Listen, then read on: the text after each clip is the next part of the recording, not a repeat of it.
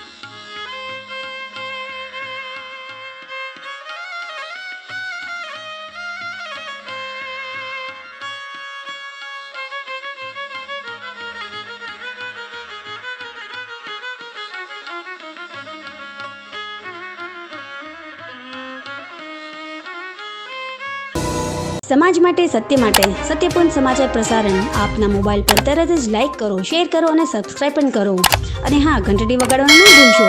આભાર। સમાજ માટે સત્ય સાથે સત્યપુંજ અહેવાલ, સમાચાર તથા જાહેરાત પ્રસારિત કરવા સંપર્ક સાધો। સત્યપુંજ સમાચાર પ્રસારણ, લબ્ધિ કોમ્પ્લેક્સ, તાલુકા પંચાયત સામે, સિહોર।